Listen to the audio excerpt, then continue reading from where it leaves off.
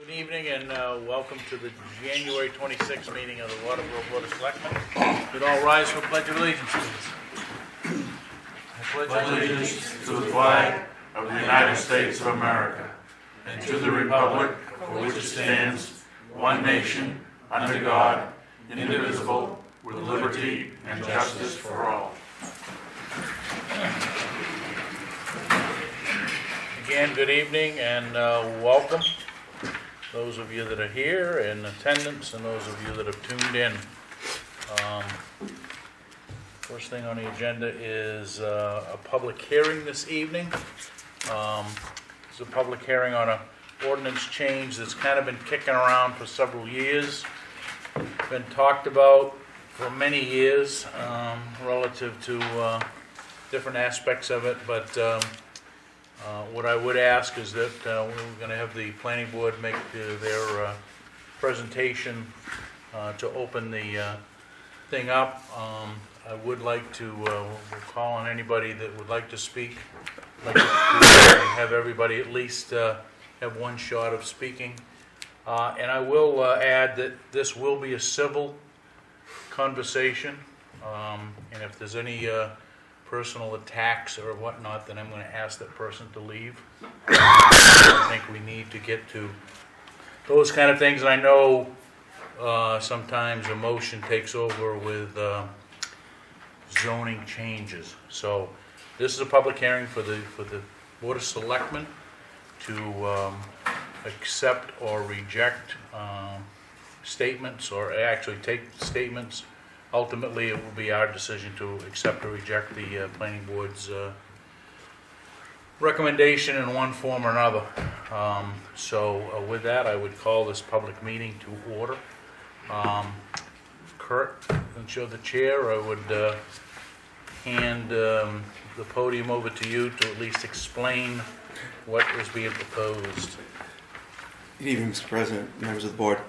I'm Kurt Clayson, Chairman of the Planning Board. This has been a long-going issue. This was brought up to us by the town attorney.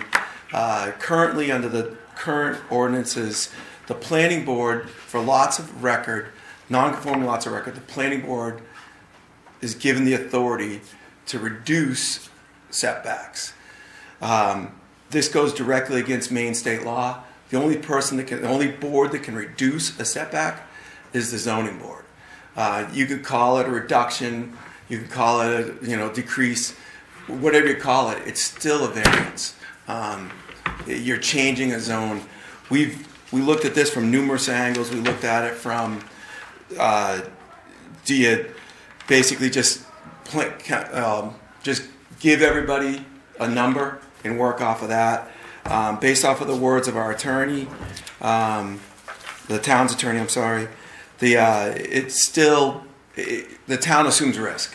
So this is not to stop those lots from having variances. It just transfers the authority for that variance to the correct board. A person has a lot that's in a setback, a non-conforming lot, still can get a variance. If you look at the land use requirements, they'd most likely meet the requirements for a variance. It moves it from the planning board to the ZBA. The town's charter says that reductions will be done by the ZBA. So this is that effort. The reason we're taking it out of the town ordinance, if it's not in the ordinance, it automatically will go to the ZBA. The only other way that we looked at that we could do this is to actually create another zone. And for those areas that have non-conforming lots, create a zone and have a defined setback for those. And that just gets really complicated and ugly. So we've held 2 public hearings. We had no members came to them. We've had several additions that have worked up the way to the Board of Selectmen. And this is our this is our latest move to get it up to the Selectmen. All we're trying to do from the planning board is we're not stopping those property owners that have non-conforming lots from building their house. We're just moving the authority to the correct board. Okay, thanks, Kurt. Any other planning board member like to chime in? Not, we'll open it up to the discussion. Who for, against, comments? Pretty quiet. If I may, Mr. Chairman, I'd like to call upon Doug to, we spoke about this, if I'm not mistaken, this is the issue that we spoke about several months ago, and you had some strong concerns then regarding, I guess, some promises or assurances that were made by a prior board that you didn't want to see, I guess, infringed upon, for lack of a better word. And I'm wondering if you would just bring everybody up to speed on that, address it, or if your opinions change, then fine. I was just gonna wait till everybody had their say, but I'll do that. In 1976, when we started working on this zoning ordinance, actually 75, I think, was passed in March of 78. The first attempts at this failed because there was no mechanism in it to deal with lots of record, lots that had been on the books in this town for some of them well over 100 years at that time. The town, voted it down, and we had meetings after meetings after meetings. And one of the things that we proclaimed was that this zoning ordinance was going to be protective, not restrictive. And, people look at restrictive in different ways, but the way that this was designed was we were going to have a mechanism that gave a condition that allowed the planning board to set conditional uses on undersized lots of record, that on the date of enactment of this ordinance, they would still be considered buildable lots. That included, several hundred lots in Lake Arrowhead and several hundred more lots scattered throughout the town of Waterboro. These lots, many of them still remain. We have people that do not live on undersized lots, don't understand the whole thing. They say that this Section 208 is not legal. We've been told that, the possibility is that if it was challenged, it could be, declared illegal. But, it's been 38 years and nobody's ever challenged it. And, people pay taxes on this property. I've got property that I've paid taxes for over 50 years on, and if you eliminate Section 208, the property becomes valueless. Because unless you can create the right scenario, you can't get an appeal for the Zoning Board of Appeals. So I am going to urge you not to do this. And if you decide that you should do it, then put it to the voters of the town of Waterboro. This is an extremely major change.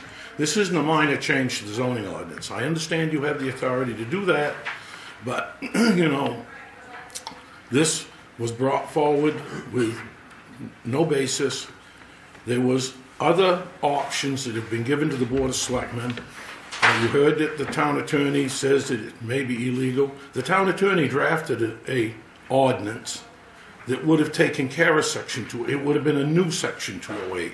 It would have been perfectly legal in her opinion. And yet, it doesn't appear here. If you're going to do away with this, you better have something to replace it. Or what are you going to do with all the lots that people have got that are paying taxes on them and can't build on them? What are you going to do with my house that burns down? I can't rebuild it. What are you going to do with my garage? What am I going to do with my 50 employees I got? What are we going to do on Main Street? When they widened Main Street, they took 12 and a half feet of our land. Now our houses don't meet setback. They met setback before, but now they don't. Are you going to go back to what the setbacks were before we instituted zoning, where you had a 25-foot and 7-foot sideline in the whole town? That was one of our ordinances at one time. And the town attorney proposed that we do something similar to that on grandfathered lots. Lots that were lots of record at that time. Prior to Dwayne? Prior to 1977, 78. 78. March 12th, 1978. Any lot that was a lot of record at that date. So I will urge you to not vote to discontinue this practice until you have something to fulfill it with. Probably everybody realizes that there's got to be a change, but there should be a change that respects the right of the people who are paying property taxes in this town. Thank you, Doug. Anybody else? Yes, sir. Just for the record, just state your name and Dave Barker, Zoning Board of Appeals. I understand what Mr. Foglio was speaking of, but when the zoning ordinance itself, state law does state that any municipality that creates and adopts a zoning ordinance must also adopt a zoning board of appeals that deals with all variances and setbacks and anything to deal with your zoning ordinance. Now, Section 208, in my opinion, is illegal because it is awarding the power to another board that has not the state right to hear variances and to set setbacks. Now, to the grandfather part of this, under Article 3, Section 3, Paragraph 3, there's a note underneath your setback ordinance restrictions. In any case, where a structure is in existence at the time of the enactment of this ordinance, additions may be made to within 10 feet of the side and rear setbacks, lot line, but not in case should the building on one lot be closer than 20 feet to another. So it allows a grandfather of all non-conforming lots that you have within 10 feet of any side line setback. The note's right there. No, you're misreading that, because what that says is, if that lot has a structure on it and it's sitting on a non-conforming lot, which was created before 1978, then you could add on to that. If you had a 24 by 24 ranch on a non-conforming lot, we'll say it was less than a half an acre down to South Waterboro, you could put another bedroom or a garage onto that lot as long as it was hooked to the building that exists there, Well, and that's what he was and saying. go within 10 feet. That- But we have multiple lots here in town that have never been built on. So these non-conforming lots that have no structure at all will never have a structure on it. And as Doug just said, you're paying tax on it, and Well, the Under what law does zoning the board town of of Waterboro appeals, have the to go zoning board against of state law? appeals cannot issue a permit on a non-conforming lot that don't unless create they a go to the zoning hardship. board. And the ZBA cannot issue that because it's a non-conforming no. lot, and if you can put an outhouse on it, which is 4 by 4, that, unless you can prove that that ain't gonna, Then they prove the hardship. State law is state law. If we get challenged, then that falls onto the It's- town. Correct? you gotta meet the hardships, and you're not Exactly. gonna meet the hardships on a non-conforming lot. let's listen to what folks gotta say. Yeah. Let's not get into a But debate. that's what debate at we this have, point. that's what we have here. I feel that we have to abide by the state law in order to save any problems that, because if one person gets a variance and then another person can't, they get challenged, then it falls back on the town. But I feel according to this, we have state law, state law. We have to adhere to the state law. We can't interpret it. Thank you. Anybody else? One.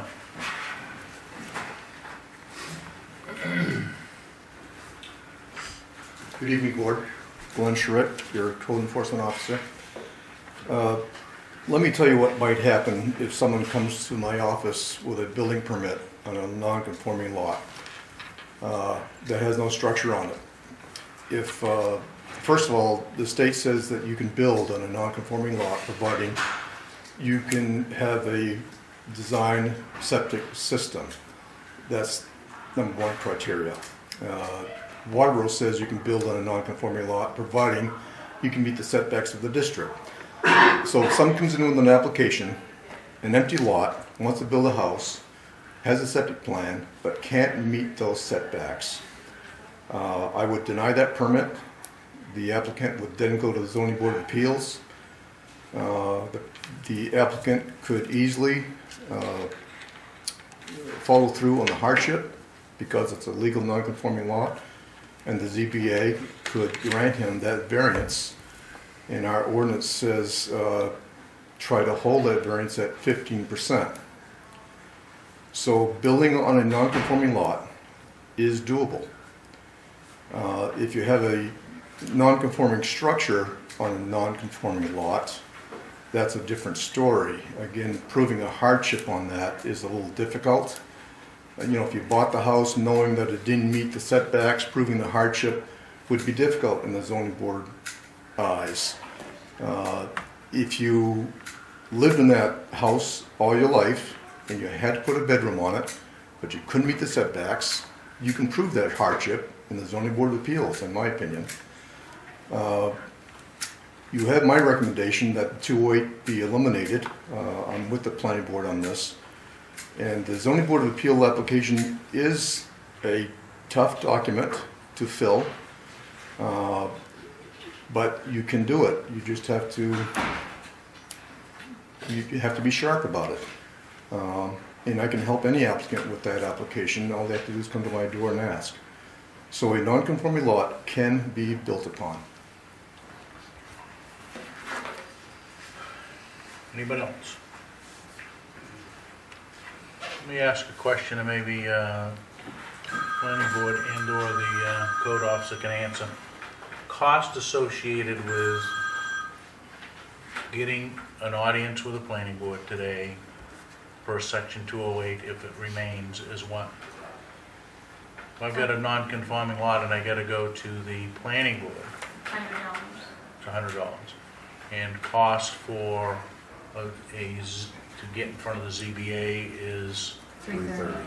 $330 plus advertising, correct? Correct, and it's also the same thing with the planning board, the notification of the abutters. As far as plus the public advertising, hearing. right.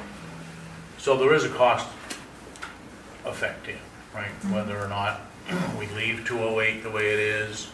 Now, I guess let me just address for a second, you know, certainly we have, and it's never been challenged, but typically anybody that goes to the planning board is satisfied with that ruling because they're getting something going forward, right? They can utilize their property. I don't think you'd see a challenge from somebody going to the planning board. The challenge may very well come from somebody saying that the planning board didn't have the right, and it might be an abutter or whatever the case may be. So therein lies kind of the legal dilemma.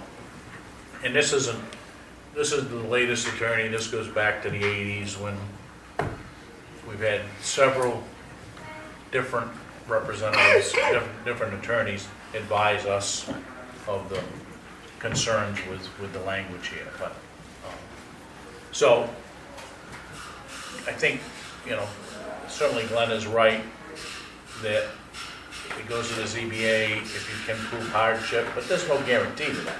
You're going to convince the ZBA that either one, the land is questionable and I can't get a reasonable return. Number two, it's a unique circumstance, right? Which to me this might be in. Granting the variance is a hardship or whatever. I mean, there's the 4 criteria that the ZBA goes through. So as long as one of those are met, they move forward, right? So, and I think this has kicked around long enough and we've seen various versions, some of which I personally like, some I don't personally like, right? And I think that's kind of the feel that we've gotten around here. I think Natalie did make a run at saying, here's what I think you can do, and I think it satisfies everybody's concerns, okay? A little disappointed that that hasn't been kind of bubbled to the top here. Planning board took a different tack, that's fine. Okay, that's what you proposed, but those are the kind of things that we should be airing out here before we say yay and nay, because I think what we ought to do is to look at, and I understand we're many, many years away, but the original intent of this zoning ordinance was, I think, and has carried forward and has served the town well over the years.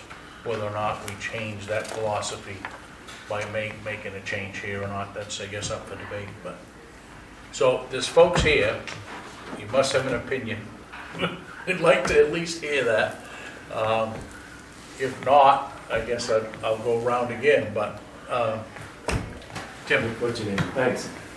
Yeah, what's his name? My name's Tim Neal. I'm currently with the Zoning Board of Appeals.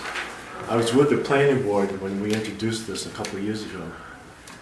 And just for the record, this was one of 4 or 5 action items that Natalie gave us, that she identified as things that we needed to act on.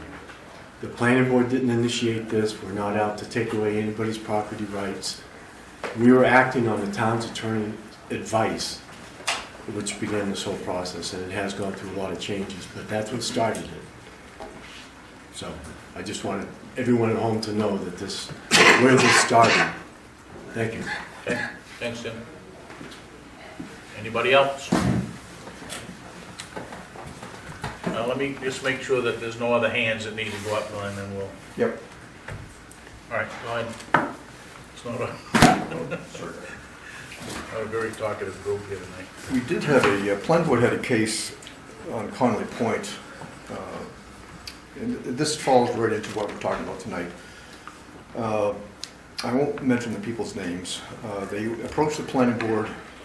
They wanted to demolish their existing house and build a new structure. Connolly Point is surrounded by water, so they're in shoreline no matter where they look. I'll make the story short. The planning board refused or denied their expansion request. And the people chose not to go to the ZBA because I think they were scared.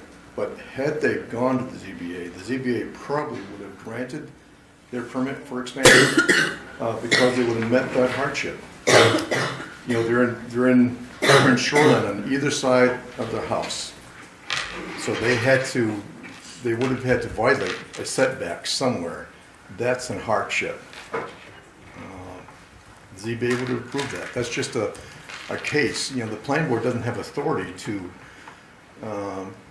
issue hardship cases. The Zoning Board of Appeal has that authority, and it would have worked for these people.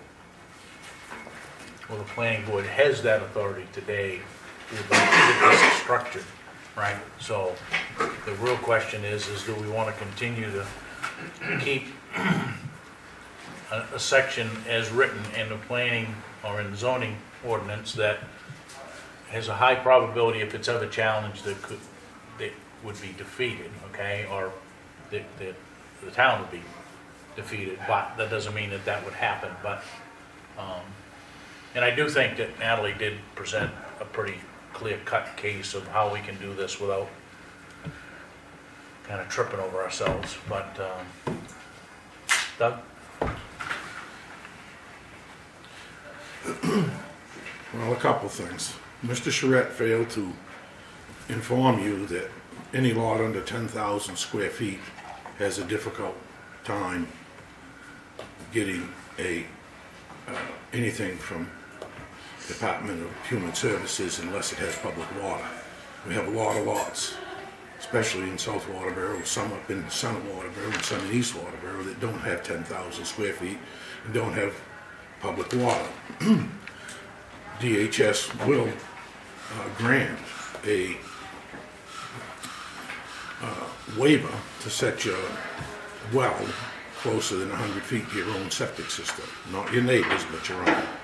So that point, I think, needs to be brought up. Several members of the board have attended Zoning Board of Appeals hearings and have seen many zoning boards in this town turned down applications because they didn't agree. When you talk about hardship, it's a very subjective case. You have very difficult time proving a hardship. Dwayne says if you can build an outhouse, well, I've seen people go to the Zoning Board of Appeals in this town who had room enough to build a very small house, and the Zoning Board of Appeals turned them down. Okay? So I don't want you to think that the Zoning Board of Appeals is a one-all fix-all, because they're not. They've probably turned down as many applications or as many people who have applied as they have granted them.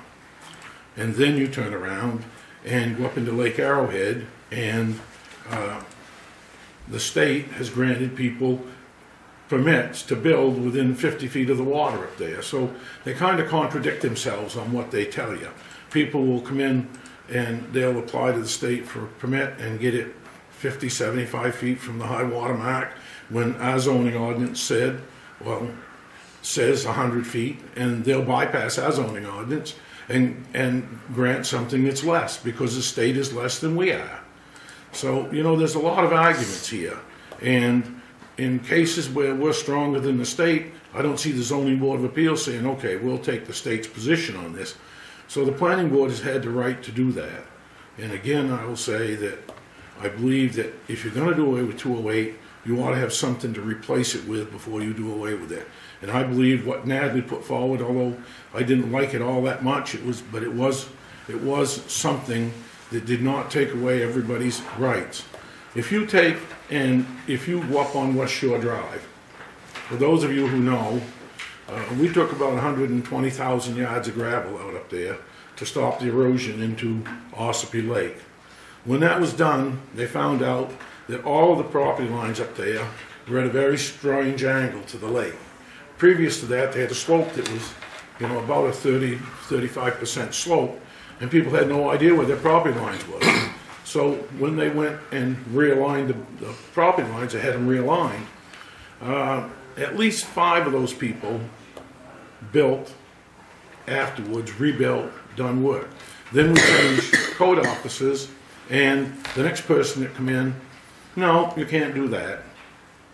So, we need something that's clear cut, and we need people that are willing to work. These people have owned this place for over 20 years, and now they can't do anything. And if they go to the Zoning Board of Appeals, I can feel very confident that they will not get an appeal, because they have a house, all they wanted to do was build a garage. You heard the gentleman from the Zoning Board of Appeals say that under another section, you can build within 10 feet of your property line. That's correct.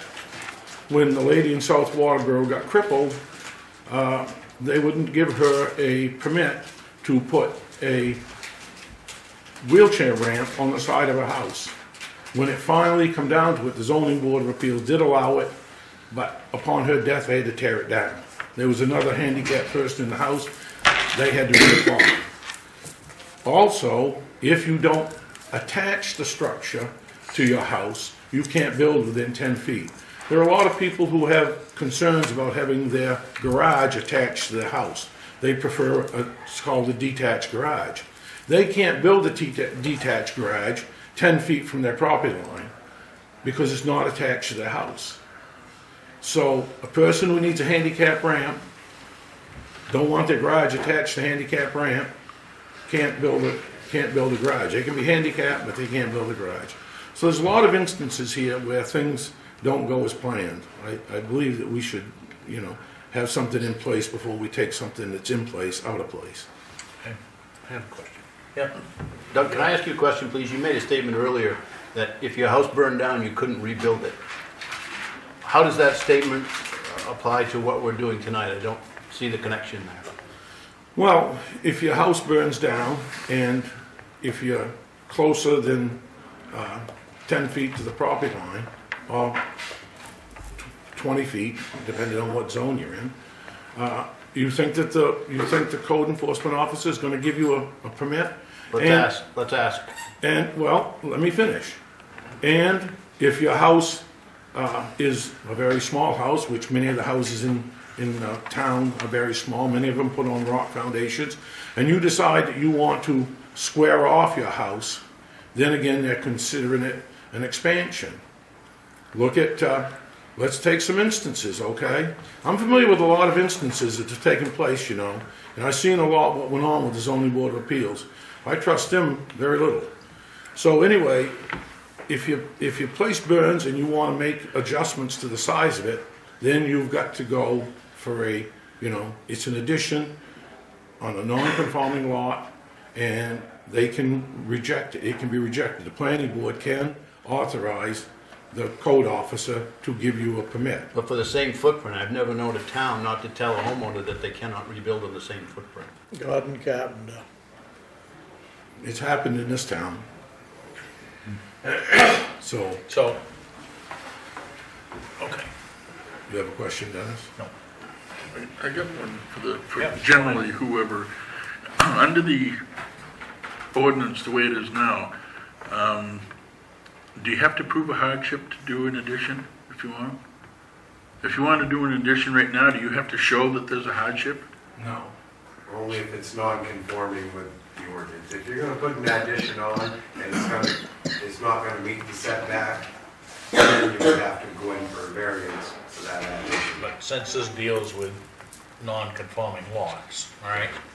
The way that 208 reads today, you would not have to have a variance. You would go to the planning board, and the planning board would quote-unquote grant A variance. a variance. So in effect, by getting rid of 208, are we creating a hardship? Definitely. Your house, John, is a non-conforming house, because you got a right-of-way down by your house to get to your driveway. And your front steps are not 50 feet from that road that goes down to your place, and that's a right-of-way. And you gotta be 50 feet with the front steps to the driveway, or to the road going into your property. Well, let's make sure we're talking about, if we're moving examples, we're talking about non-conform, That would be a non-conforming lot, because it's a historical building, and it isn't the front yard setback is not 50 feet to the right-of-way. well, it's not setbacks and so forth for a village anymore either, but. Kurt, you had another? Just a clarification. Just what was previously, if a house burns down, our ordinance allows you to rebuild that house on that footprint. If, as far as handicap accessibility goes, there's an automatic exemption by the state. Handicap ramps are allowed. They can be in a setback. They do have to be removed immediately upon the end of the handicap. For a house, somebody that's got a small house on a lot that's non-conforming, the house burns down, they want to square their house off, then it goes back to that section. They could build to within 10 feet of the line automatically, 20 feet from a neighbor, and that's already covered under the grandfather section of it. If they want to put a McMansion up, then it's going to have to go someplace else. If they want to put 2 houses up in the lot, it's going to have to go someplace else. So that's, that from the planning board point of view, that's how it would go. Okay. Clarify that. What you just said was, if a house burned and they wanted to go within 10 feet, then they would have to, the building was 14 feet at the present time, and they wanted to go 10, so they wanted to go an extra 4 feet wider or longer, then they'd have to go to the Zoning Board of Appeals. No, they have the grandfather clause that would allow them. No. Okay. Because it's a non-conforming lot, and the only thing they can build on is the exact footprint that they've got now. Without going to the Zoning Board of Appeals if this goes through. I can disagree If with this that. goes through, Yeah. yes, that's the key, Yeah. right? But no, that grandfather still stays in our ordinance. Only to the footprint of the building. Right. So If you're gonna go any larger, and as Doug said, a lot of these old rock walls, you're gonna dig that out. If you went 2 feet wider on the whole building, I guess you got to look at 10 feet is 10 feet. So whether you have a non-conforming lot or a thing, the grandfather brings you to 10. So I don't get the argument that it doesn't fit. It's math. It's simple math. It's up to 10 feet, Right, so, but if it's sitting at 14 feet, then they need a conditional use from the zoning board of appeals if this passes. So they gotta prove a hardship at the zoning board of appeals. it would fall under the grandfather. No. Okay. Plus or minus 15%. All right. Anything else, Roger? Name's Roger Lozier. I'm a former member of the Zoning Board of Appeals, and I have a concern when it comes to a board and individual members in making important decisions like we're discussing here tonight. First of all, our building inspector is qualified. He is certified. Correct me if I'm wrong. He's capable and able of making decisions when it comes to building. He also is a licensed plumbing inspector. My biggest concern is I was asked to go back on the board several times and I declined. I refused for the simple reason that, number one, after sitting on the board for about 1.5 years, I felt that I was not qualified. I didn't know land use and land ordinances enough, from my perspective, to be able to stand in front of a community and make an important decision that will determine the outcome of land that I've purchased, that I have to build on and have to depend on what I would call experienced and intelligent opinions, not opinions, decisions according to state law. I think I'm heading in a direction here where I may put myself on the spot, but again, we're giving all these decisions to people who, do they have the qualifications to make these decisions? I hear some, not arguments, but dialogue between two people here tonight that turns into almost a disagreement, where one person is saying one thing, a board member is saying another. Who do we follow? What do we base our decisions on? Because it's important decisions. Well, let me give you my quick response to that. First of all, we have citizen boards, Yes. right? There's not a criteria that somebody be a professional engineer or certified contractor or anything else to sit on any of those boards. In fact, most boards have people that don't really have knowledge of some of those things. And I think when you get into those technical questions, it then becomes, that's why we pay attorney fees, okay, for guidance from, and certainly the ZBA, the planning board, our board, all have access to the town attorney to get some clarification of those things, so. Is that perfect, a world? Yeah, No, yeah, but I think what is a perfect world is we have citizen boards. And I'm not saying that the board members we have now are not qualified. It's most of the positions are, I want to say volunteer. We had a small stipend for doing the work we do. But I know it's hard to fill these positions, and a lot of these people are spending their time, investing time, hopefully, in a way to be able to help the community and applicants by the decisions they make. And I have to give them, I have to congratulate them for the time they spend and the efforts they put into.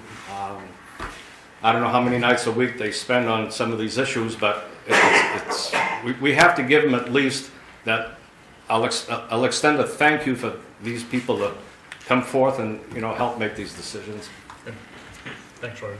John? Thank you. And just to add on to what Dennis said, if you're on a jury, you can put a person in prison for the rest of their life. And what sort of training do you have for that? So you have, I guess you in go a by way, facts. when citizens make decisions, and they may not be experts, I think that they're doing the best that they can. I agree. And they're working hard at it, and the same thing with the jury. Not gonna be perfect, but And I think you'll find in most cases, I think people will seek out some level of professionals to get guidance. We certainly, the legal profession, we lean on a lot, but certainly I know that people have talked to contractors, they've talked to developers, I mean, there is a vast amount of knowledge in this community, and I think it's a matter of recognizing that and respecting everybody for what knowledge that they have and taking everybody's input and distilling that down to make the best decision that you think you can. But so We know Well, I what hope the right decision is made. yeah, do we know what the position of Southern Maine Regional Planning, I guess,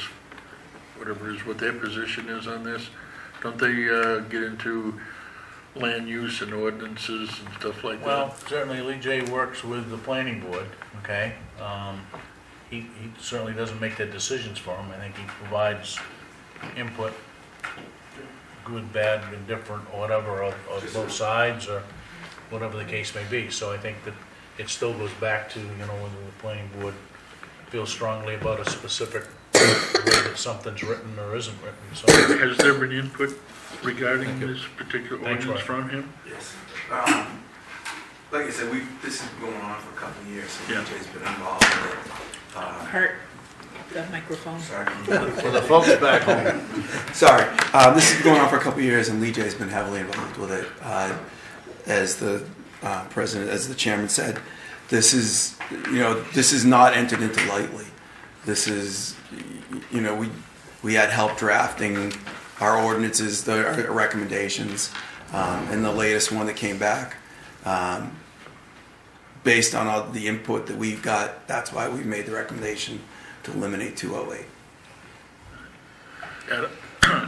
I don't think that, at least I'm not getting the impression that anybody thinks that the planning board has somehow taken this thing lightly. I think quite the opposite's true. I think that there's been certainly due diligence on the part of the planning board to try to come up with a constructive document that's going to help. My only concern is the question of overall fairness to the people, in the community at large. Because as a selectman, I don't feel as though I represent any one particular board, but I've got to try to represent the majority of the people as I think that they would like to be represented, in the best, interests on their behalf. So that's why I'm asking the questions. I'm certainly not casting any, aspersions against, anybody for, I don't want to make this a personal issue. You know what I'm saying? I think, you've certainly done a good job, and but I just want it to be fair with everybody. So in that, I think I missed, what was Lee J's recommendation? Lee J's recommendation was that we do away with 208. The ordinance that Natalie drafted that we did not forward to you granted a reduction. I have a hand copy of what Natalie. So it still goes, if you look at the definition in the state, any change in dimensional requirements of a lot is a variance. Variances must be done by a ZBA. So we just looked at, and Natalie's wording to us on that draft was, if you have to have something, this might work. It wasn't, let's go forward with it. It was, that proposal is better than what's in there now. Would that hold up also? Maybe not. Maybe it would. So that's what, and we just looked at it, it's like, so we just went from a strong maybe to a, or from a maybe to a strong maybe. So what we tried to do was just clean the ordinance up so that the town of Waterboro is in compliance with the state of Maine. And that's Lee J made that recommendation. Okay, thank you. Dennis, Yes, sir. I got a couple of questions for you. I'm not trying to argue with you. Where is 208 gonna lie?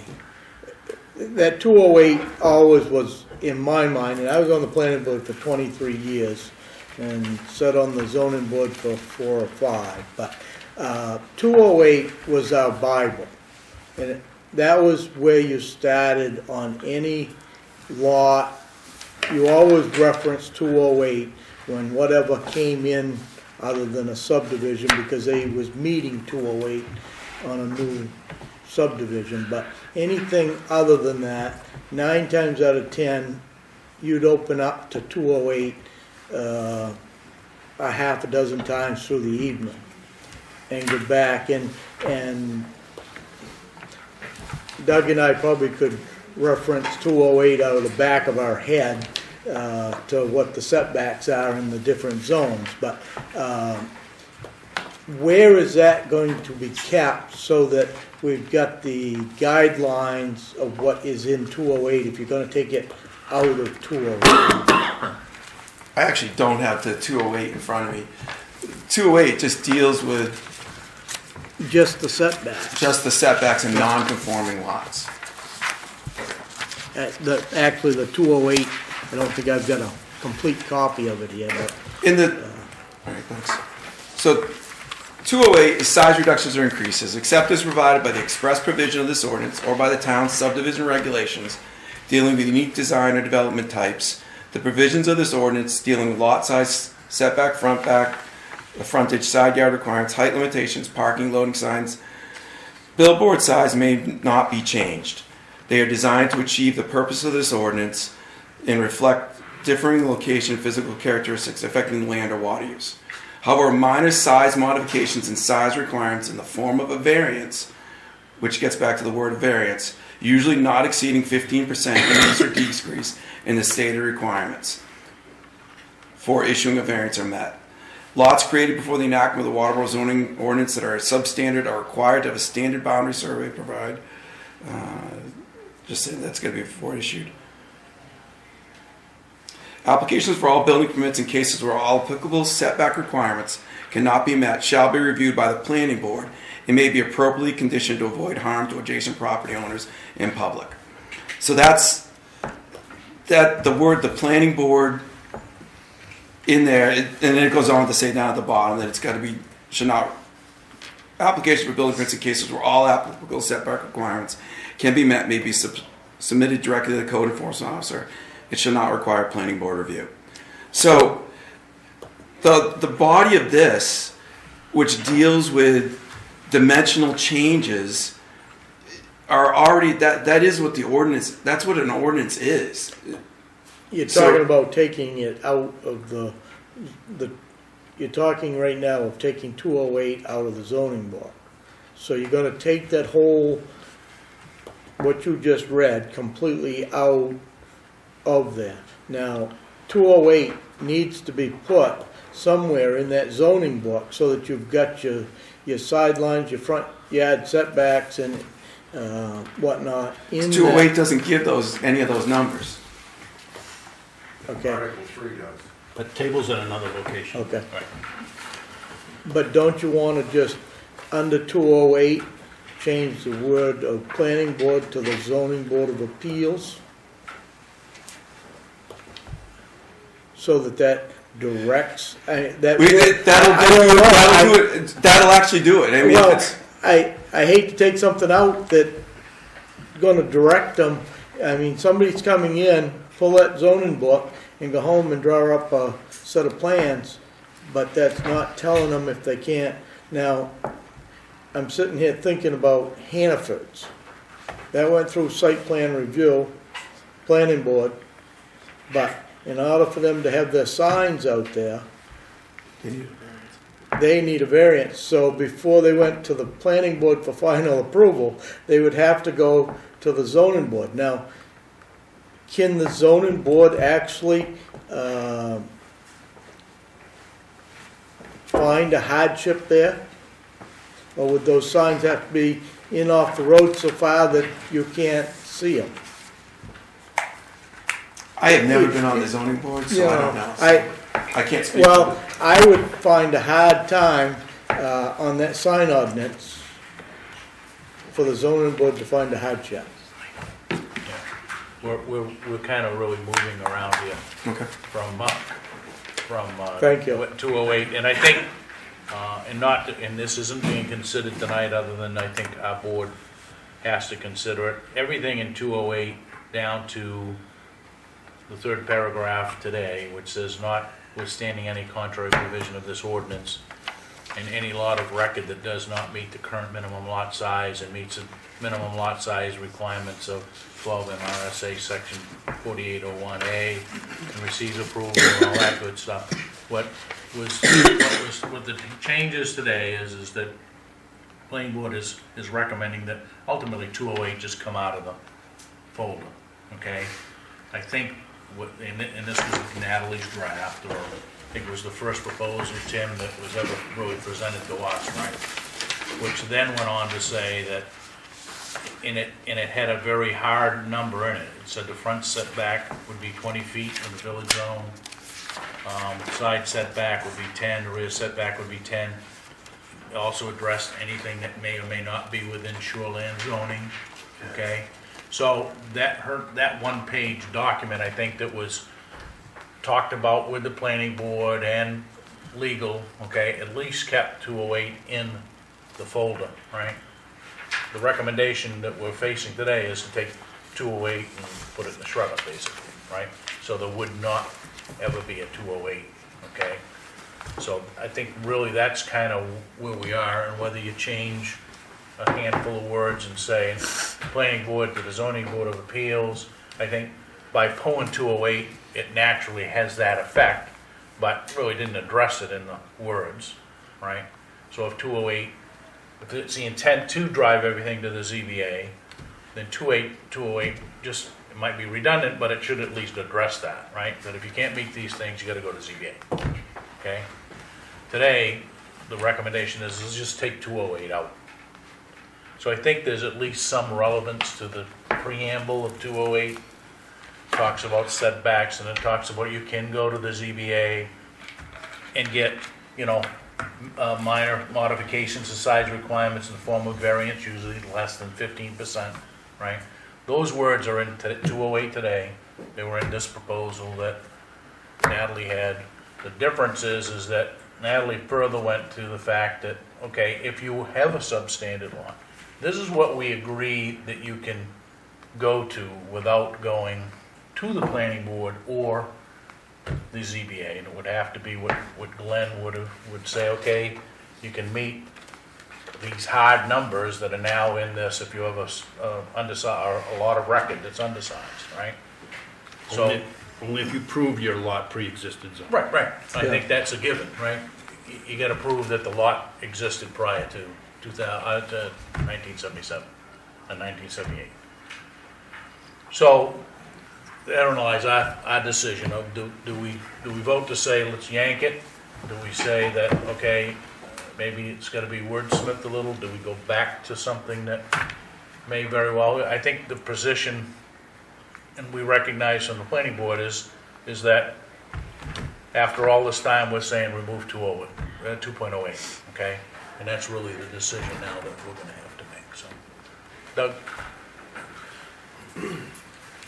That's the point that I was trying to get across. Natalie wrote that ordinance change for section 208. She wrote that and presented it to the town. 2 months ago, Lee J called me into his office and he said, I have proposed to the planning board and change for section 208 that I used in another community and maybe more than one other community. It was a sliding scale. The amount of frontage you had, the amount of sideline you had a sliding scale. He said, I've got a little bit more work to do on it. We talked about it for a while. He said, I'm presenting this to the planning board, and yet I don't see that here in front of us tonight. I see just, we're going to eliminate it, and we're going to take these lots, and a lot of them, make them non-buildable. So I would ask you to not vote, to do away with 208, to call another public hearing and add these other ideas that was put forward, one by the town attorney and one by, Gordon asked if Southern Maine Regional did this. Well, Lee J did this while he was working for Southern Maine Regional, and yet we don't, as citizens, have an opportunity to comment on these things because they're not being presented here tonight. And, we've put in the last 30-odd years Band-Aid after Band-Aid after Band-Aid on our zoning ordinance. If you look at it from the beginning to the end. You can find several Band-Aids, you can find a lot of conflicts. I think it's time that, we took a hard look at what we do. We do something that'll stand, and then start looking at the entire ordinance and reconstructing it so that it's an ordinance is up to the 21st century.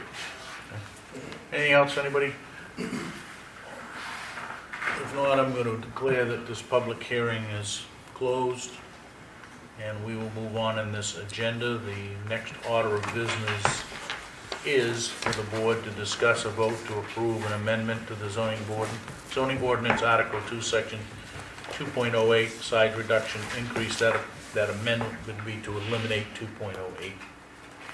So what's the board's pleasure?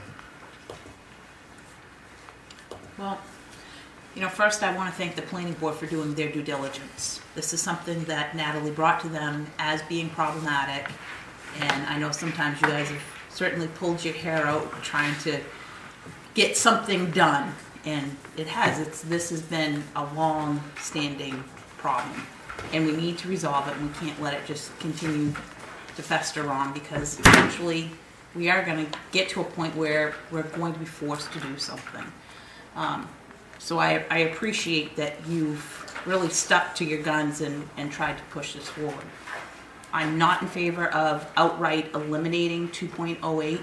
I think that there are some components of this that are important to keep in place. I do think we need to remove the planning board from that process, however, and send it where it needs to be with the ZBA. And I liked what Natalie had provided to us back several months ago, and I would like to take another look at that, but I would like to make sure that we get this done in a very timely fashion so that it doesn't continue to move on and on and on and not get resolved. So I would make a motion that we table this until our next meeting, get the consideration from Natalie back before us for discussion, get something in writing from Southern Maine, regional planning on this, and take another look at it. I'll second that motion. Okay. Any other discussion? Sensing none, all those in favor? Opposed? So we will move on, and the board will take responsibility at this point. So we thank you guys for your time and effort. Thanks for coming. Okay. Thank you. Okay. What else we got here? Oh, we're done. Any announcements? Sensing none. Additions or deletions to the agenda, we need to, we're all set there. Any appointments? We have none. Being a delegation, anybody that, yes. I have a concern, and I talked to Gary about it. They've still got that ice fishing derby scheduled. I was going to ask about that. And so yesterday I took a walk out on the lake. A week ago Friday, I was up there plowing, and a guy took his ice auger, and he was out there about 100 feet from shore, and he picked it up to drill a hole through, and he dropped it. When he did, it went through the ice. After a little while, he got scared because the water started coming up, the ice started going down, and he got off the ice. There's 4 to 5 inches of ice out there right now. But today, I don't know if any of you familiar with Warren Hartwell's place. Any of you know where Warren is? Well, if you go by where the campground has their beach, and you go up there, 4 cottages on the right, out in front of there this afternoon, the lake was opening up again. So there's either a spring underneath there or something. So I just want to know, as Public Works Director, I went to Gary, I said, I have concerns. Somebody's already driven their car out onto that lake. Oh, Down this the- weekend. Down the boat ramp. They were down the boat ramp.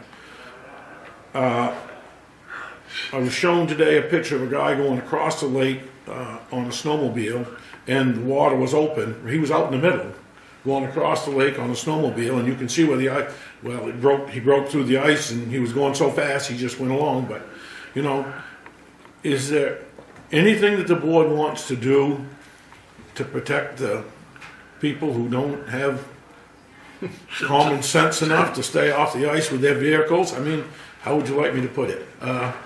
If they continue to have this ice derby, and which they say they're going to, and we don't get ice, I've talked to the fire chief, you know, he says, I don't know what to do. They were gonna talk to the game wardens and they won't do anything.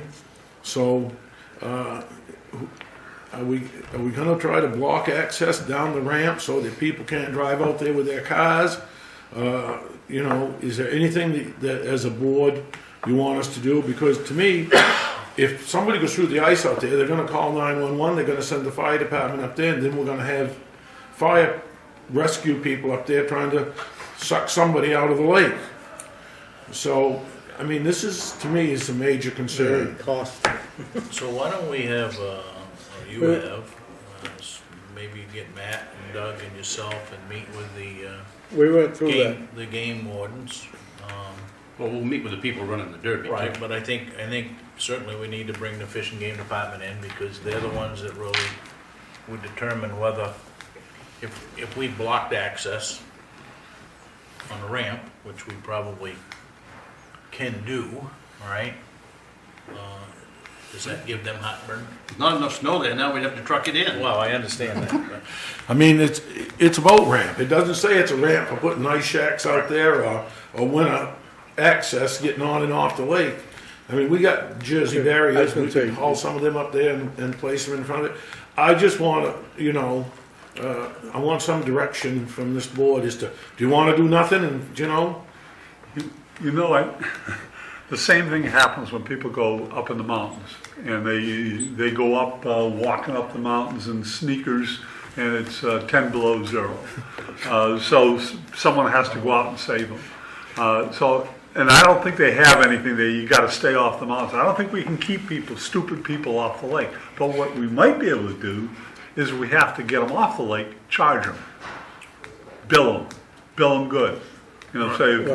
I think there is a provision in state law, if your vehicle goes through, that you're subject to. or a snowmobile. You have to, you have so much time to remove it, and if it's not removed, and it's gonna cost you to remove it, then you get penalized Per day. and it's quite costly. Yeah.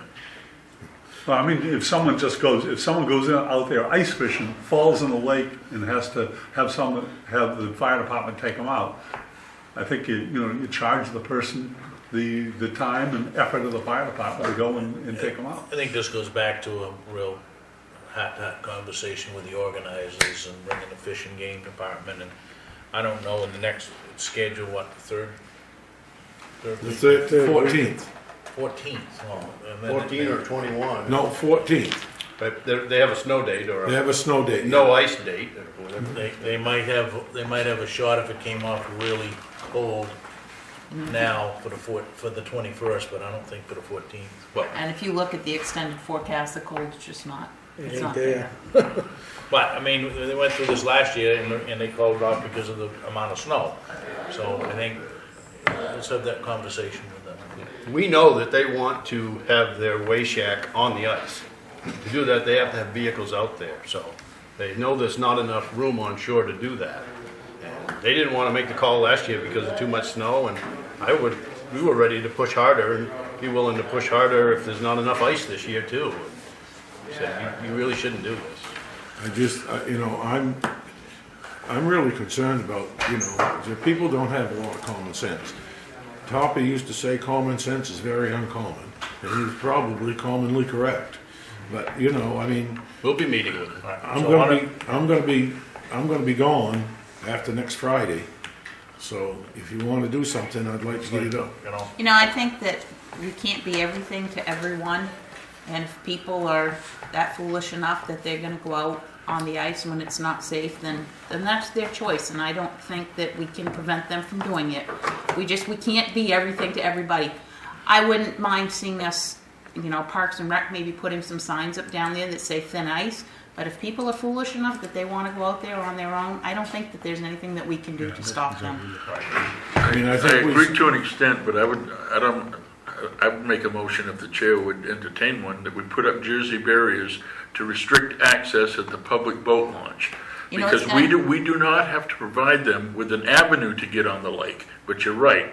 They can go from any private residence around the lake, they can drive out on there if they're stupid enough to do it, and they can drive their snowmobiles out there if they're stupid enough to do it. And, you know, just, what was it, just last winter, we had that four-wheeler bobbing up and down, you know, out there that everybody took a video of and thought it was kind of cute. And, you know, you get somebody else who actually went through the ice on a snowmobile, so we don't have to provide them with access. We can put up a sign there that says, you know, no vehicles to enter the lake from this site. Have you got half a dozen of them blocks? Oh, we got some Jersey barriers. No, I was just thinking about the blocks on the beach from that Gordon would be point there, rather than small point. taking a About vote every at it, because 8 it isn't feet. added to the agenda, but Well, I didn't make a motion, I said I would. maybe we just endorse the fact that the town administrator and the public works director and the public safety, Matt, make whatever. That's gonna happen already. Make whatever decision they gotta make, we'd support them. You know, if you put cones or something, just say thin ice, they've been warned.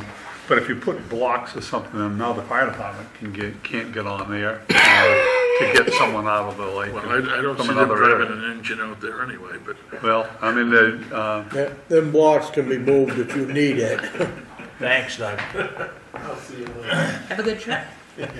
Trouble I'll with see you cones around. is they're gonna end up in See somebody's. you Well, around the at the cones meeting. are the same as what's happened on 6 like Bennett o'clock. Hill Road, he puts cones out and Yeah, they're they going. move, the big barrels. All right, so you will corral the necessary people for that. Okay, correspondence, treasurer's report, Senator Woodsome's newsletter is in the packet. Selectmen's report, Dwayne, anything? I've been trying to attend the budget meetings. I think I've been to 3 out of 4 of them, or Okay, getting a little bit out of it. I'd just like to be up to date to what's actually going on. I got a couple questions on it, but in due time we'll. okay, Tammy Jo? Attended last week, 12-town group meeting, where we had the results of the internet survey from all of the municipalities. Each individual town presented their results. And not surprisingly for other communities, they too are seeing a lot of people that are still on dial-up service. So it was just kind of interesting to see that everybody's having that. Most folks are using the internet for information and educational purposes. And one of the questions asked if you had the opportunity to increase your speed, would you be interested? And there were only less than a handful that said they were not interested. There were only 2 that said they were not interested in paying for additional service. And surprisingly, there were only a couple people that said, how much would it cost? So the next step is that we're going to, the 12-town group does have some money in a fund. So we're going to be engaging Southern Maine Planning to look at our survey and put all of the towns together into one survey instead of individually. And then coming up with a plan for municipalities to look at where are we in terms of the 3-ring binder? Are there ways that we can bring this high-speed internet into our communities? Are there funding sources available for municipalities out there, grants or whatnot?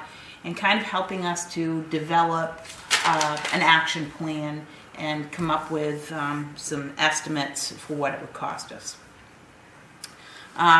Attended road review last week.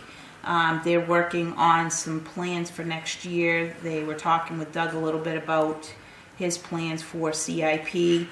And Doug brought up that there's a problem with the Holmes Road, which is off of Route 4 and kind of loops onto South Waterboro Road, where the town has been maintaining that, plowing it.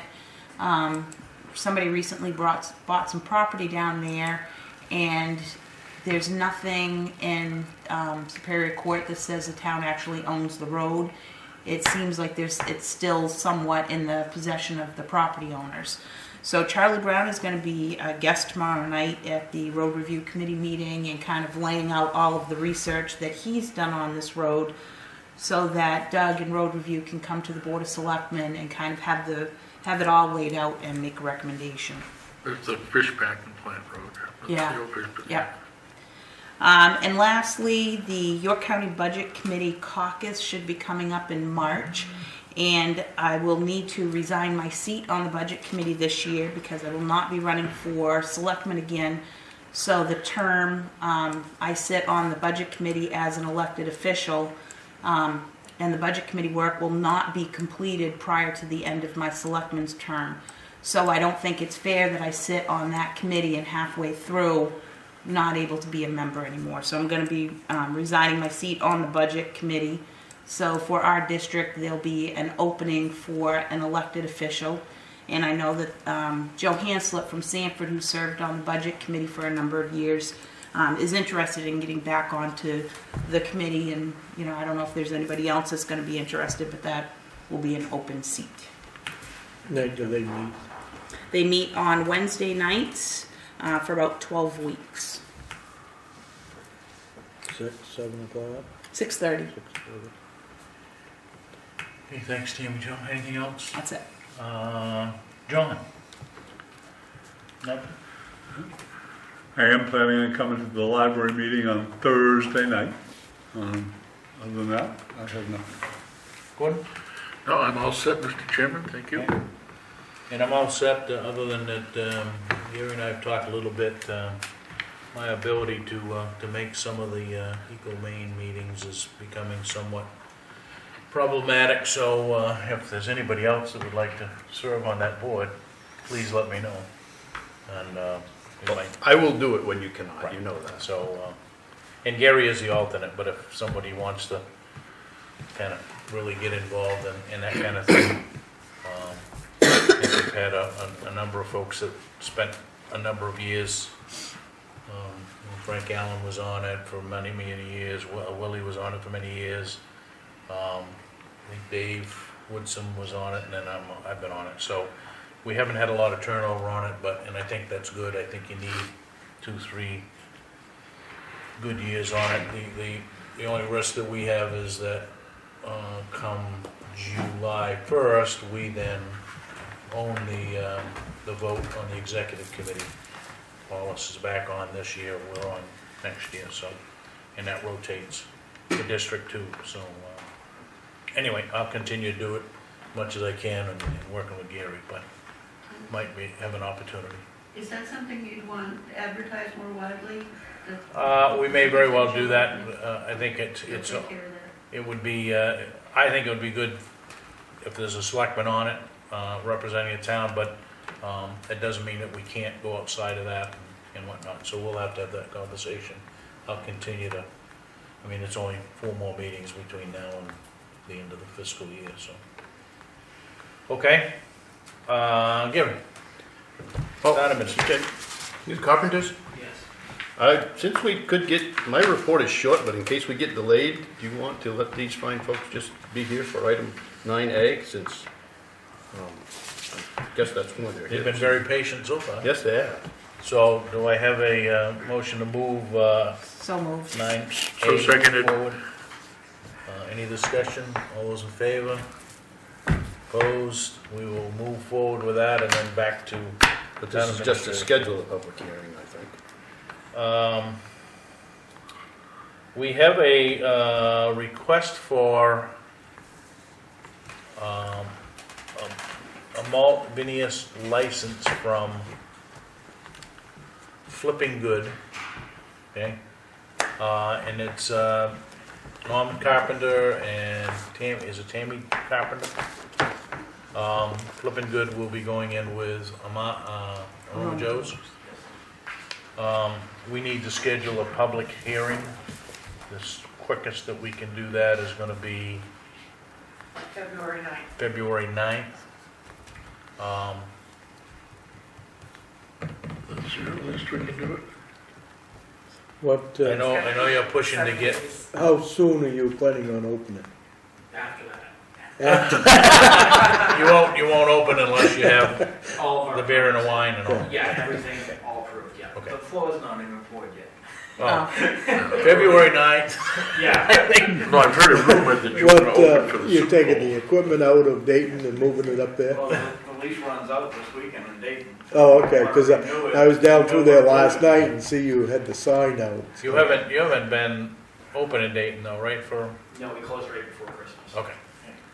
So if the 9th works for everybody, then we'll have you back in on the 9th, and I think they know that we're gonna have the fire department go look, and we're gonna have the code officer go look, and I think the code officer must be involved if you haven't poured the floor yet. So, they'll give us back a report, and we'll go from there. So folks that aren't familiar with the new business that's coming into town, maybe you'd just like to share a little bit of information about what Flippin' Good's gonna be. Also should tell you that at the public hearing, you have to have pizzas. We might be able to. I'm Brian Carpenter, I'm the CO. We basically are kind of a new take on a House of Pizza style restaurant, except for the fact that we're a little more modernized. We carry over 101 toppings for our pizzas. We're planning on having, I believe it's 41 seats with big screen TVs. We're going to have beer and wine, hopefully. And it's more or less, it's kind of a fun atmosphere. And it's a little bit, somewhere along the lines going into like Buffalo Wild Wings at 99, that kind of style, but a little bit smaller and more pizza based than the home style cooking based. So it's just a kind of a good fit for the town, I feel, as well. For the folks back home, exactly where are you gonna be? Right at Roma Joe's, same building, 236 Main Street. We're on the other side of that. And you've got some pretty exotic toppings on there, like We do. kangaroo or something Kangaroo, like that. camel, yeah, a few other different Is this things. wild kangaroo? Is this domestic kangaroo? All farm raised in California. Now, do you have a drive-through window like Aroma Joe's? You No. can pick up a pizza and a cup of coffee on the way down? No drive-through. But we So take you're out. gonna be consuming the balance of that building? Yes. So. We are the other 1,844 square feet. So at one time, Roman Joe's was talking about a cafe kind Yeah, Steve Cantwell's plan was if he had to subdivide down to a smaller unit for another type of business, there would be a blank space. He would be putting in a seating area for the Aroma Joe's. But at this point, with us so taking you're up gonna consume all of it. we're going to take the rest of it up, so he doesn't have to do Well, that. good deal. So let's meet again we'll have a public hearing, and that way anybody can come in and say, I don't want it, I want it, and whatnot. I think you meet the requirements. You gotta be so far away from church and all of that stuff. And I know that the distance is in here, but we'll have our folks kind of take a look at from a compliance issue, and we also have the contract deputy give a report. That's standard for what we do whenever there's. Yeah. And once the public hearing is done, I think, beyond that, say in a year or whatnot, we typically don't go back to public hearings. We put it on the agenda and we just deal with it. Right. But where it is new, that we would run a public hearing. Okay. So we will set that, if everybody's amenable to that, on the 9th, and go from there. Okay? Thank you. This is Thank only, this is only inside alcohol. This is only inside alcohol. Yes. Consume Yes. what. Dining room only. There's no patio or You anything like can't, that. no, but you can't buy a six-pack and go No, home with the pizza, so. On-premise consumption only. Yeah. It's just, Okay, yeah. all right. Thank you. Thank you, and thank you for your patience. All right, And welcome to Waterboro. Yes. Back to 8B, Gary. Thank you, Mr. Chairman. We had a total of 99 foreclosure notices that were mailed out last week. And for those folks who are listening, if you receive such a notice, please give me a call. We can talk about the situation, and hopefully you will understand it completely. For folks that did receive one, you need to at least come in and pay the oldest of the 3 years that you're in arrears on. That will buy you another year before foreclosure kicks in. When the state-imposed foreclosure kicks in, the town will actually own your property as of the morning of February 20th, and we do not want to be in the real estate business. So please, if you've got a foreclosure notice, come on into town hall and speak to me, please. Let's see what we can do. Concerning a budget item that's coming up for discussion in the months ahead and for town meeting, both the Public Safety Committee and myself are going to recommend for discussion and perhaps implementation a second deputy for the town of Waterboro through the sheriff's office. I wanted the board to know that Sheriff Bill King has offered to come and talk at a budget committee meeting. The Board of Selectmen met one other time when things got a little bit more astray politically than just talking about a second deputy. So we could have conversation on this tonight or individually as to whether or not the Board of Selectmen wants to schedule a workshop with Public Safety Committee and or the Budget Committee to talk about a second deputy. You can get back to me on that however you wish.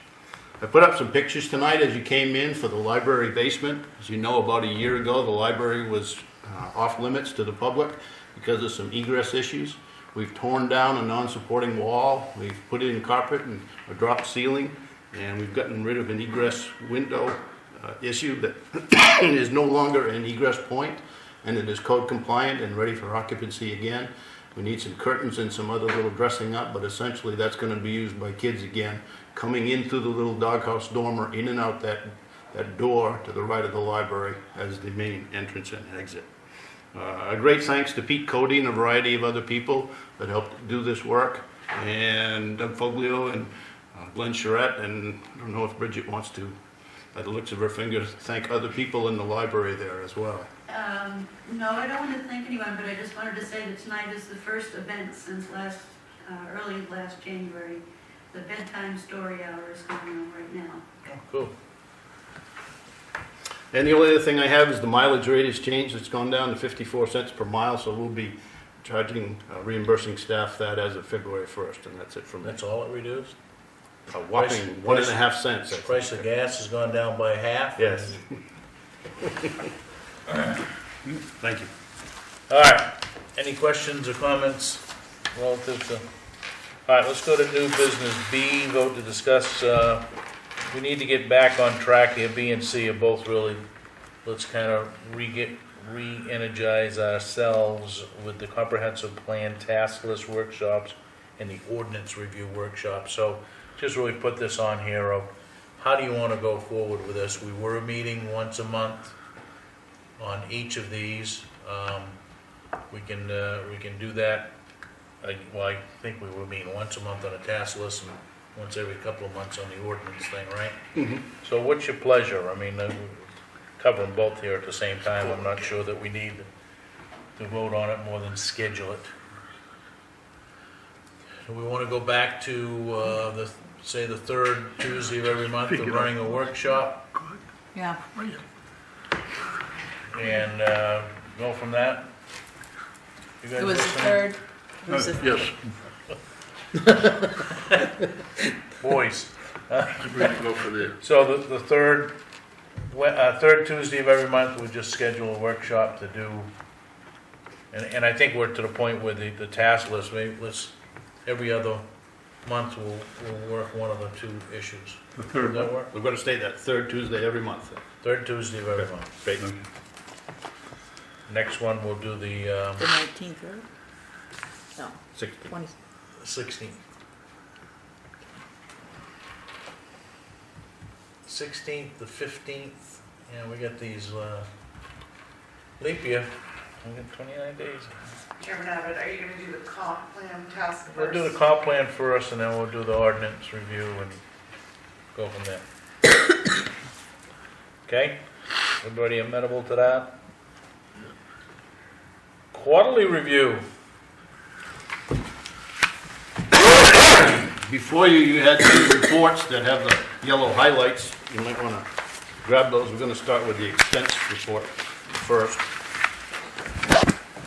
I'm just going to make a few comments on those highlighted sections. Just go right through it. I don't think we're... On page 1 of the expense report, tax billing. Remember, we had to put another sheet of paper in the tax billing? So instead of our usual $3,400 or $3,500 bill, obviously you pay by the sheet and by the billing. That went up by about $1,000 there. Down to the bottom, toward the bottom of page 1, property and casualty insurance.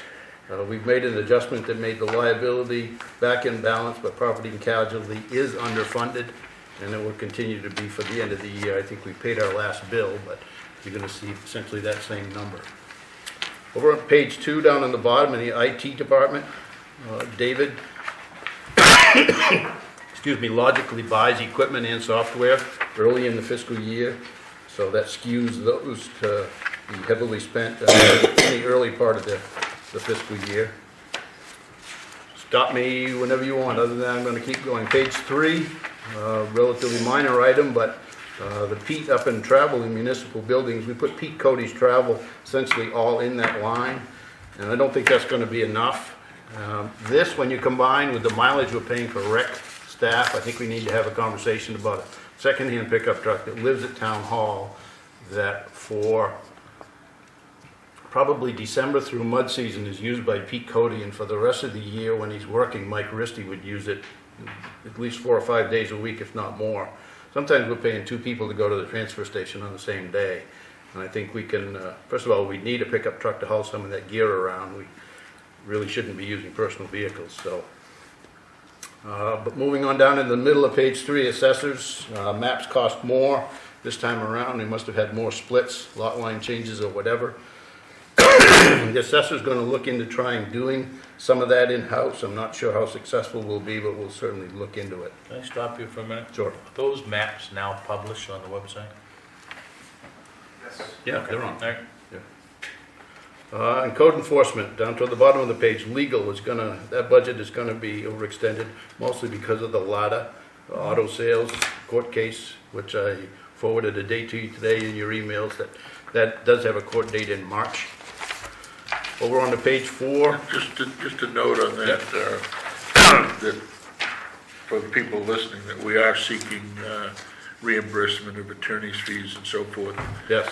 So that would offset, any amount here. Excellent point, thank you.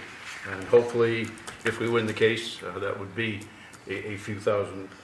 Now, Probably most of, does better part of that, a couple $1,000s, I think. does that money go back into the legal account, or does it go into the general account? Goes in the We put it general. right back in this one, Okay. an offsetting revenue. Excuse me. You have a drink? Good idea. In the interim, if there are more legal expenses for codes, we still have plenty of legal money for the moment anyway in the general government legal budget. We spent well under 15 of the 45 that you folks budgeted for. Page 4, library, about a third of the way down. Most of this line is spent because of the condition of the basement. That's where those monies were spent. Let's go down there to recreation. You see 3 areas highlighted there. The travel line is for Mike DeAngelis, Mike Risty, and Todd for all the running around that happens with both field work as well as kids and buying groceries and going to events, etc. I think if we did buy that secondhand pickup, it would get used 12 months out of the year. And you can see that $6,500 is not going to be enough for this. It does taper off in the wintertime because we're not going, Risty's not doing as much work for us. But I'll bet you when we come to the end of the June that $6,500 is not enough. Go down to the bottom and you'll see the other 2 lines. Both of these are tied in with Friendship Park water.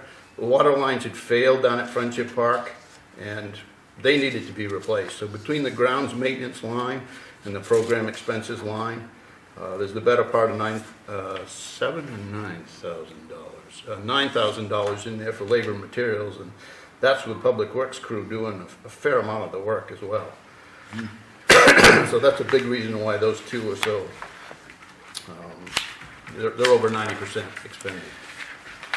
So let me just stop quickly, Yep. just as an update, only because you get it handwritten in here. No football lights, so we saved lighting.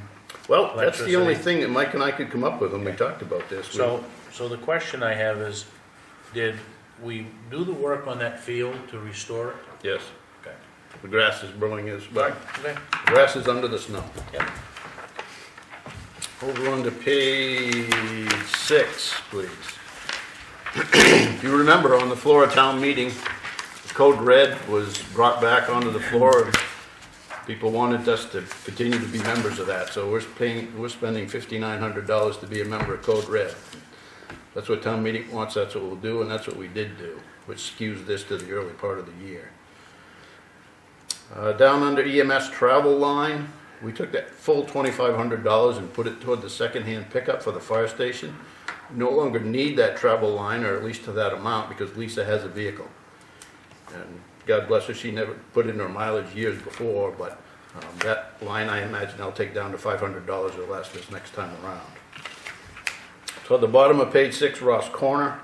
As you know, we split Ross Corner's fire department budget 3 ways between Alfred, Shapley, and Waterboro. That is the one-time payment for this year. Just as an FYI, they'll be asking for more money next year to replace a large door at the station there. Over on to page 7, Public Works, down at the bottom, 3 highlighted sections. Hot top is obviously skewed into the early part of the year, starting July 1st. Sand and salt is grossly underspent, which is wonderful compared to last year, so Mother Nature's been good to us there. And signs, we're getting a lot more requests for private signs, as well as some continued theft. Doug and I have started the policy, and Timmy, Joe, and I were talking about, we tried to find it in the sign ordinance language of the town, that what we're going to do is we're going to pay for and install a sign on a private road where it meets a town road. Other than that, we're not going to, at the moment anyway, start putting private road signs on every road in town. If you want us to, we can, but that's... Why would we put any signs on a private road? Emergency, I mean, the ambulance can find... Unless it's for our use from an emergency perspective. That's the only reason to do it. Under that EMS, or if there's more than 2 homes, they've got, I think they were, when they was doing that new 911, anything over 2 homes had to have the end of the driveway marked. It has to have, nope, it has to be named.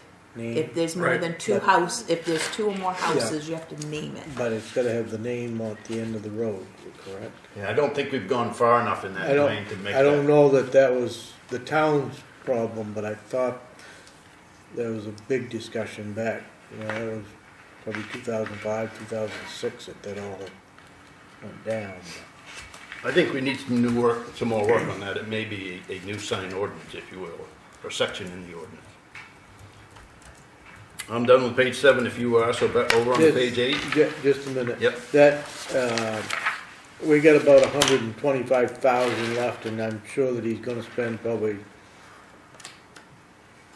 15 to 20%, maybe 30% more of that money, but that should almost take care of the snowplow contract. If Mother Nature continues where it's going, that'll make a huge dent in it. Yeah. Because we're 80,000 short on the plowing side. 80,000 is what you're looking for? Right. Yeah, so between the sand and salt, and if we halt him in the spring on the hot top, there's your 80,000 that you're looking for, so that takes care of that contract. For now. For now, yeah. And hopefully we continue the way we're going. Moving on to the same subject area, over on to page 8. The ATV club paid us $3,000 toward the crushing and the gravel that they got for trade. So that's why that line is flushed by an extra $3,000. Engineering, some of this initial engineering for the salt shed has been going into this line. As soon as we have secured the financing for the salt shed, some of this money will be reimbursed to this line.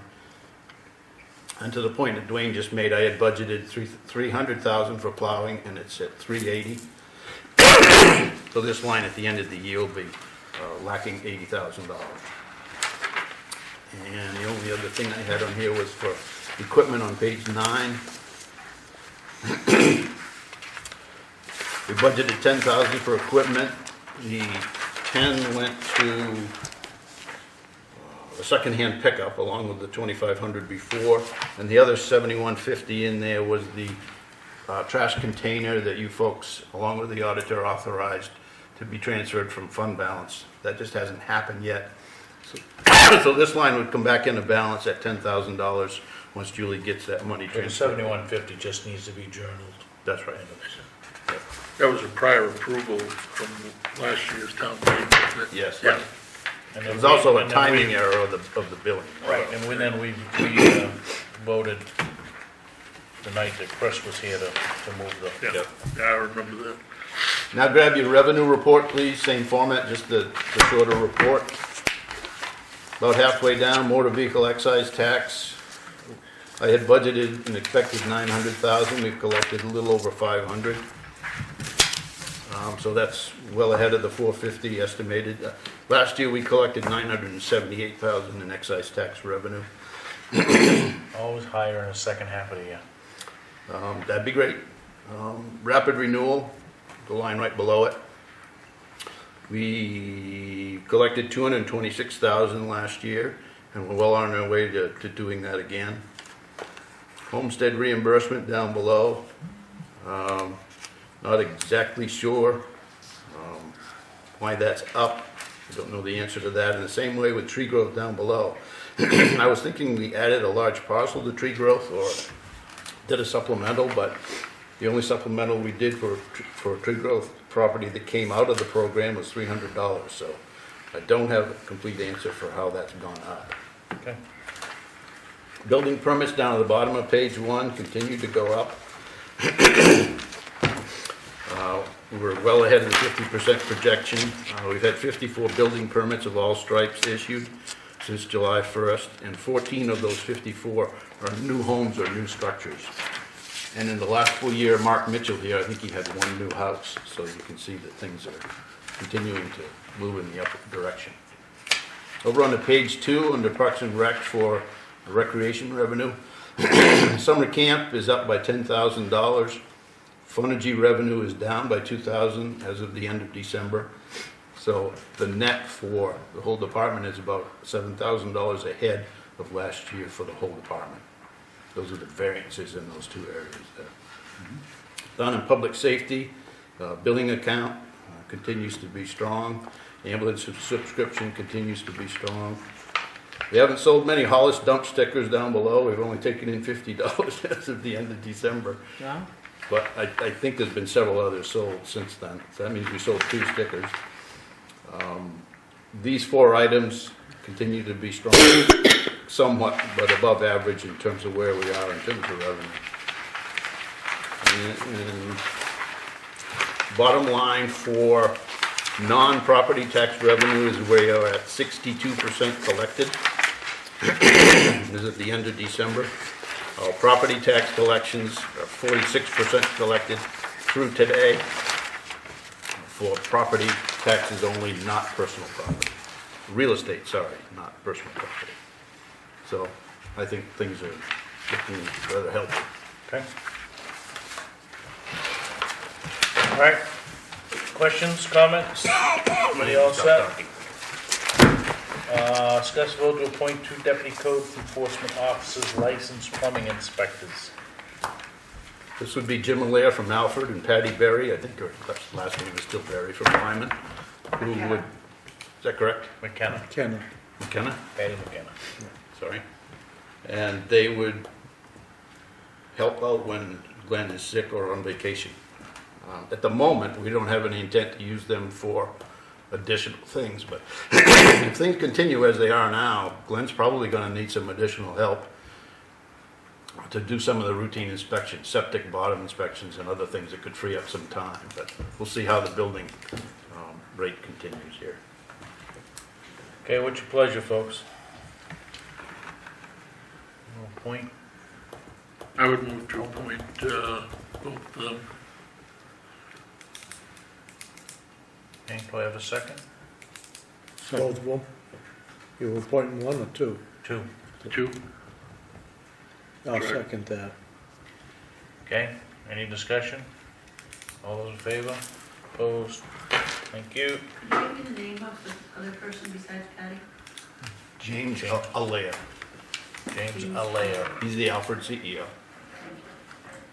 Okay, old business, discuss vote on committee appointment. This goes back to our, A long time ago. the gentleman we interviewed for the Zoning Board of Appeals. Mr. Plord finally came in, we had a good discussion, and after going around through road review and planning board, he decided, he circled back and thought that the Zoning Board of Appeals would be the best place for him, and he would like to be appointed to the ZBA. I will move that we put him on the zoning board of appeals.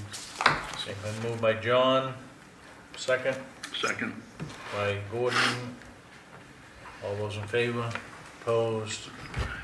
That fills up that committee. What is his first name? Joel. Ford. Plourde, P-L-O-U-R-D-E.